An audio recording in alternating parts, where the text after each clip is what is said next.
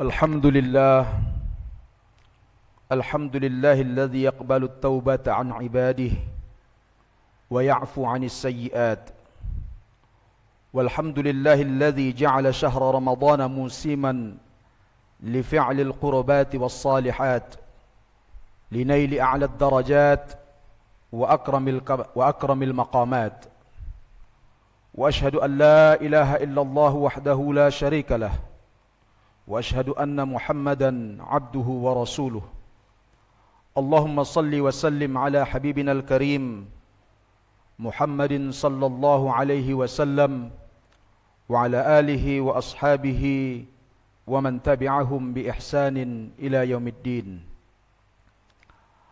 أما بعد فيا عباد الله أوصيكم ونفسي بتقوى الله فقد فاز المتقون قال تعالى بسم الله الرحمن الرحيم يا أيها الذين آمنوا اتقوا الله حق تقاته ولا تموتن إلا وأنتم مسلمون صدق الله العظيم معاشر المسلمين رحمكم الله. Ketika Allah Subhanahu wa taala menyampaikan kepada kita tentang kewajiban puasa pada bulan Ramadan pada surah Al-Baqarah ayat 183. Di ayat 184 Allah langsung menyambut kewajiban Ramadan itu dengan ungkapan ayyaman ma'dudat. Ya ayyuhalladzina amanu kutiba alaikumus siyamu kama kutiba alal ladzina min qablikum la'allakum tattaqun. Diwajibkan kepada kalian puasa sebagaimana diwajibkan kepada orang sebelum kalian supaya kalian melakukan ketakwaan, dan Allah menyebutkan ayyamam ma'dudat, hanya beberapa hari saja. Ada dua poin yang perlu ataupun yang bisa kita ambil dari ungkapan Allah Subhanahu wa taala ketika Allah mengatakan ayyamam ma'dudat, yang artinya beberapa hari saja. Allah ingin menyampaikan kepada kita hambanya bahwa puasa yang mungkin terlihat sangat membebankan karena sebulan penuh akan terasa sangat memberatkan. Tapi Allah menghibur kita dengan mengatakan jangan takut, jangan khawatir. Puasa itu hanya beberapa hari saja, tidak lama. Meskipun disebutkan bahwa puasa itu 1 bulan, tapi itu hanya beberapa hari saja kata Allah Subhanahu wa taala. Dan ini hadirin rahimakumullah menunjukkan bahwa syariat Islam itu adalah syariat yang memberikan kemaslahatan kepada hambanya, kepada kita yang melaksanakannya. Maka dalam ayat tersebut Allah juga mengatakan yuridullahu bikumul yusra wa la yuridu bikumul usra. Bahwa Allah menginginkan kemudahan kepada kalian, bukan kesulitan. Maka orang yang sakit, mereka diberikan maaf untuk tidak melaksanakan ibadah puasa pada ketika itu. Orang yang musafir, atau ada uzur-uzur syar'i yang mungkin dapat menggugurkan kewajiban daripada puasa Ramadan itu, maka mereka nanti diberikan kesempatan untuk menggantinya di lain hari. Nah, inilah ma'asyiral muslimin, bahwa syariat Islam itu adalah datang dengan memperhatikan kondisi kita manusia yang diwajibkan, yang dibebankan kewajiban-kewajiban tersebut. Maka tidak tepat jika ada orang yang mengatakan bahwa syariat Islam itu selalu membebankan. Syariat itu kadang-kadang bertentangan dengan hak asasi manusia, sama sekali tidak tepat. Bahkan Allah Subhanahu wa taala mengatakan dalam firman-Nya, "Ma anzalna 'alaikal Qur'ana litashqa." Bahwa Quran yang merupakan sumber daripada syariat Islam tidak dihadirkan, tidak diturunkan, tidak didatangkan kepada kita, tidak diturunkan kepada Rasulullah untuk menyulitkan dan membebankan kita. Yang kedua, ma'asyiral muslimin rahimakumullah, ketika Allah mengatakan ayyamam ma'dudat, bahwa Ramadan itu hanya beberapa hari saja, Allah ingin mengingatkan kepada kita, wahai orang-orang beriman yang sedang melaksanakan ibadah puasa, bahwa puasa itu hanya diwajibkan beberapa hari saja. Ramadan yang penuh dengan keberkahan, Ramadan yang penuh dengan limpahan rahmat dan karunia Allah Subhanahu wa taala, di mana Allah melimpahkan maghfirahnya kepada kita.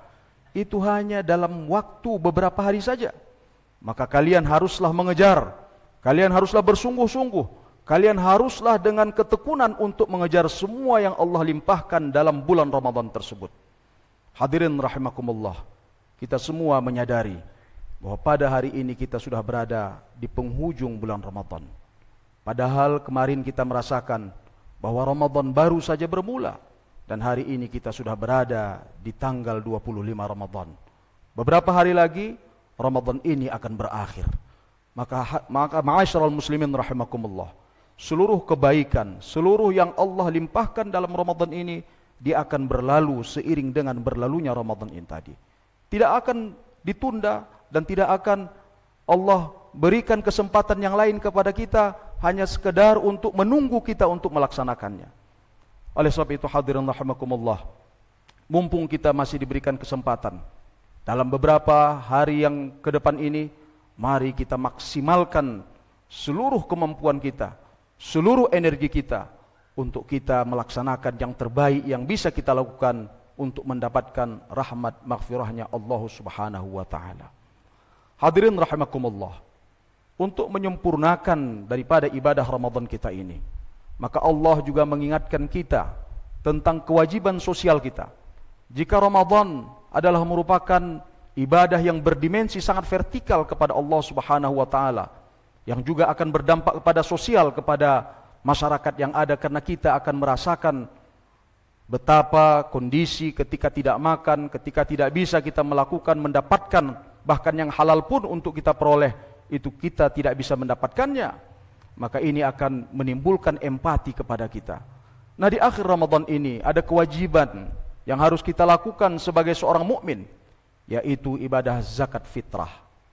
Hadirin rahimakumullah, kalau kita perhatikan di dalam Al-Quran, Allah selalu mengiringi kewajiban yang berkaitan dengan harta atau zakat itu dengan ibadah yang sifatnya tadi vertikal, di mana Allah menyebutkan wa aqimus salata wa atuz zakah, dan kita selalu menemukan kalimat-kalimat tersebut. Bahkan di antara ciri-ciri orang yang bertakwa disebutkan Allah Subhanahu wa taala dalam firman-Nya itu adalah orang yang mau menginfakkan hartanya dalam kondisi sulit ataupun dalam kondisi dia berada dalam kelapangan. Alladzina yunfiquna fis sarra'i wad dharra. Mereka yang mau menginfakkan hartanya dalam kondisi mereka lapang ataupun kondisi mereka dalam kesulitan. Bahkan hadirin rahimakumullah, kadang kita salah berpikir. Ketika kita lapang kita akan berinfak, ketika kita sulit kita katakan kita akan menahan untuk tidak berinfak. Padahal Allah Subhanahu wa taala menyatakan wa man qudira alaihi rizquh falyunfiq mimma atahu Allah. Kalau rezeki kita kebetulan sedang pas-pasan kata Allah, kalau rezeki kita kebetulan sedang tidak baik-baik saja, maka apa yang harus kita lakukan? Kita harus banyak berinfak. Hadirin rahimakumullah, kalau kita lihat di dalam Al-Quran, di antara penyebab yang menghalang kita untuk masuk surga ataupun yang menyebabkan kita masuk dalam neraka, itu adalah ketika kita mengabaikan tanggung jawab sosial kita. Dalam firman-Nya Allah mengatakan, "Ma salakakum fis saqar?" Qalu lam naku minal musallin wa lam naku nut'amul miskin wa kunna nakhudu ma'al khaidin. Ketika ditanya, kenapa kamu masuk ke dalam neraka sakar ini? Atau apa yang menggiring kamu masuk ke dalam neraka sakar ini? Maka mereka akan menjawab, kami tidak sholat, yang pertama. Tapi yang kedua disebutkan, kami juga tidak memberi makan fakir miskin. Qalu lam naku minal musallin wa lam nut'amul miskin. Kami tidak memberikan fakir miskin makan. Kami tidak peduli kepada orang-orang yang fakir. Jadi hadirin rahimakumullah, agama Islam mengajarkan kita untuk bukan hanya peduli terhadap diri kita, tapi juga peduli terhadap lingkungan kita. Maka lewat zakat yang kita akan laksanakan di akhir Ramadan ini berupa zakat fitrah, sesungguhnya itu adalah penyempurna daripada ibadah kita. Ibadah saum kita menutupi mungkin ada cacat, ada kekurangan yang kita lakukan ketika kita melaksanakan ibadah saum ini.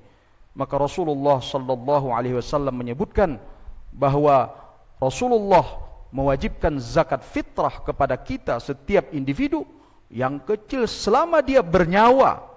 ketika masuk bulan Syawal, selama dia memiliki nyawa, anak kecil, bayi, perempuan, laki-laki, hamba, siapapun dia, maka dia wajib untuk menunaikan zakatnya.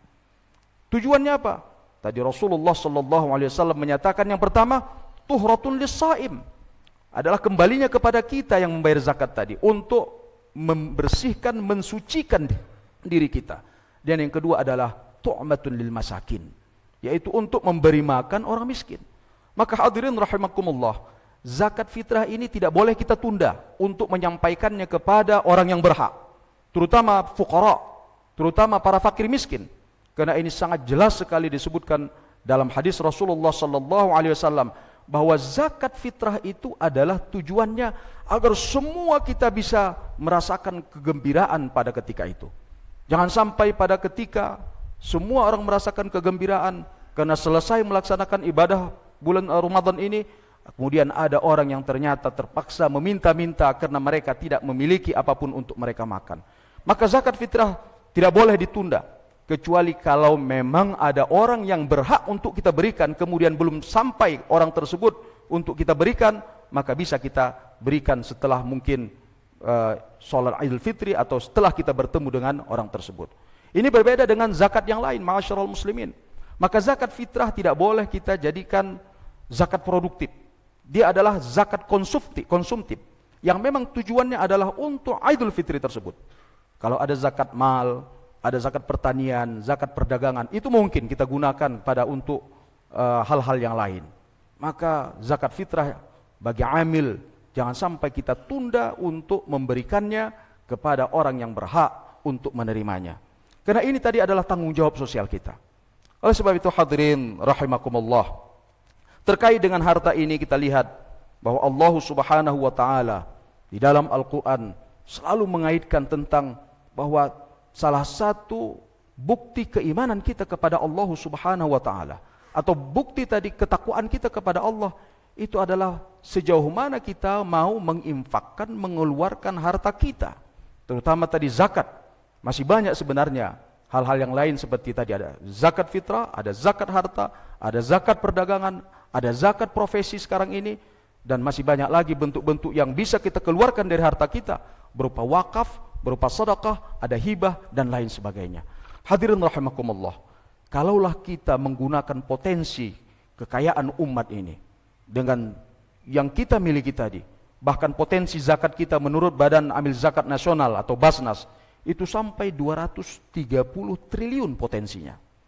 Bahkan per tahun itu bisa mencapai, zakat itu bisa mencapai 20 sampai 30 triliun yang terkumpul. Andaikan zakat ini kita bisa pergunakan dengan sebaik-baiknya, kita distribusikan, kita manfaatkan sebaik-baiknya, saya yakin sebenarnya untuk menentaskan kemiskinan di tengah masyarakat umat Islam ini itu sangat mudah sekali. Bayangkan kalau 1000 triliun, bayangkan tadi kalau berupa tadi 200 triliun, atau katakan 30 triliun, 1 triliun sama dengan 1000 miliar, itu cukup banyak. Kalau kita gunakan uang sedemikian besar untuk membangun SDM kita, akan memutus rantai kemiskinan, akan memutus rantai kefakiran, akan memutus rantai-rantai yang bisa menyebabkan orang tadi terpuruk dalam ekonominya. Namun hadirin rahimakumullah, kita tidak tahu bagaimana zakat yang ada di masyarakat kita pada hari ini pergunakan untuk kebaikan dan kemaslahatan masyarakat kita. Hadirin rahimakumullah, marilah kita menunaikan kewajiban sosial kita ini. Karena tadi disebutkan bahwa salah satu ciri kalau kita itu beriman, Allah selalu kaitkan dengan bagaimana kita menggunakan harta kita.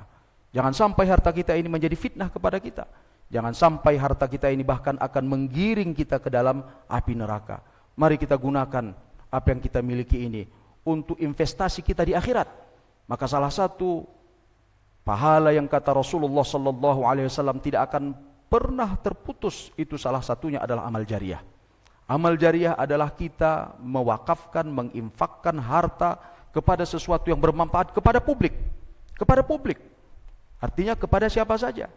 Dan itu bisa berupa sekolah, bisa berupa masjid, bisa berupa pesantren, bisa yang kalau saya, dalam hemat saya pada hari ini, yang sangat kita butuhkan adalah bagaimana potensi kekayaan umat tadi kita investasikan untuk membangun SDM kita. Kita bangun, kita alokasikan dana untuk melahirkan para saintis, melahirkan para ilmuwan, melahirkan para ekonom yang mereka ini akan berkhidmat kepada umat. Karena dana untuk melahirkan seorang sarjana, misalnya menjadi seorang dokter, saya pikir 2-3 miliar sudah cukup.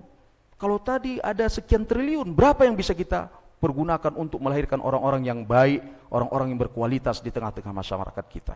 Ini hadirin rahimakumullah yang saya sebutkan sebagai dimensi sosial daripada ibadah Ramadan ini. Semoga kita semua bisa menunaikan dan menyempurnakan ibadah Ramadan ini, melaksanakan apa yang Allah wajibkan kepada kita, meraih maghfirahnya, meraih rahmatnya, dan di akhir Ramadan ini mari kita keluarkan infak, sedekah atau zakat yang harus kita keluarkan untuk tadi kemaslahatan masyarakat dan kemaslahatan umat Islam ini. Barakallahu li wa lakum fil Qur'anil azim wa nafa'ani wa iyyakum bima fihi minal ayati wadh-dhikril hakim wa taqabbala minni wa minkum tilawatahu innahu huwal ghafurur rahim.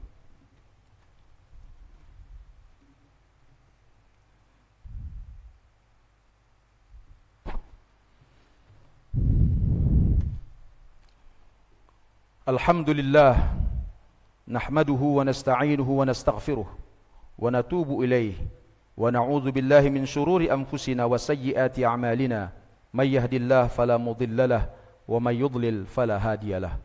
Ashhadu an la ilaha illallah wahdahu la syarika lahu irghaman liman jahada bihi wa kafar wa ashhadu anna Muhammadan abduhu wa rasuluh al-mab'uts rahmatan lil alamin. Qala Allah ta'ala inna Allah wa malaikatahu yusalluna 'alan nabi ya ayyuhalladzina amanu sallu 'alaihi wa sallimu taslima. Allahumma salli 'ala Muhammad wa 'ala ali Muhammad kama sallaita 'ala Ibrahim wa 'ala ali Ibrahim wa barik 'ala Muhammadin wa 'ala ali Muhammad kama barakta 'ala Ibrahim wa 'ala ali Ibrahim fil 'alamin innaka Hamidum Majid. Allahumma ighfir lil muslimina wal muslimat wal mu'minina wal mu'minat الأحياء منهم والأموات برحمتك يا أرحم الراحمين. اللهم ربنا آتنا من لدنك رحمة وهيئ لنا من أمرنا رشدا. اللهم ربنا تقبل منا جميع أعمالنا وسائر عبادتنا. اللهم تقبل صيامنا اللهم تقبل قراءتنا اللهم تقبل صلاتنا يا أرحم الراحمين. اللهم أعز الإسلام والمسلمين وأهلك الكفرة والمبتدعة والمشركين ودمر أعداءك أعداء الدين. اللهم انصر إخواننا المسلمين المستضعفين في غزة. اللهم انصرهم يا الله نصرا عزيزا. اللهم انصرهم يا الله نصرا قريبا. اللهم دمر أعداءك أعداء الدين.